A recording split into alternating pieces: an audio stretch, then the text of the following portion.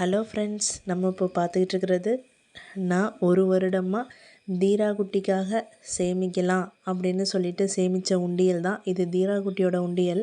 அவளுக்காக சேமித்தது. கொஞ்சம் பெரிய புள்ளியானோடனே ஏதாவது யூஸ்ஃபுல்லாக இருக்கும், ஏதாவது வாங்கி தரலாம் அவளுக்கு அப்படிங்கிறதுனால அது சேமிச்சிக்கிட்டு இருந்தேன். ஆனால் என்ன சுச்சுவேஷன் அப்படின்னா, திடீர்னு வாடகை கொடுக்க முடியல.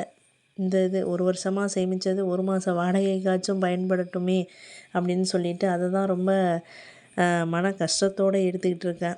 ஏதாவது தேர்னுச்சுன்னா இந்த மாதம் வாடகையே கொடுத்துடலாம். அது என்ன எவ்வளவு அப்படிங்கிறத நான் எவ்வளவு எடுத்தேன் அப்படிங்கிறத நீங்கள் கமெண்டில் சொல்லலாம். ஒரு சிங்கிள் மதராக இருந்துக்கிட்டு ஒரு குழந்தையும் வளர்த்து ஆளாக்குறது எவ்வளவு கஷ்டம் அப்படிங்கிறது ஒரு சிங்கிள் பேரண்ட்டுக்கு அது நல்லாவே தெரியும்.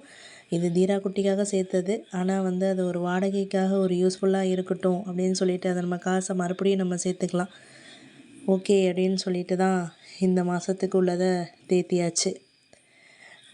நீங்கள் இதேமாரி ஒரு அனுபவம் உங்களுக்கும் இருந்தது அப்படின்னா நீங்கள் இந்த வீடியோவில் ஒரு கமெண்டில் சொல்லுங்கள். தேங்க்யூ ஃபார் வாட்சிங் ஃப்ரெண்ட்ஸ்.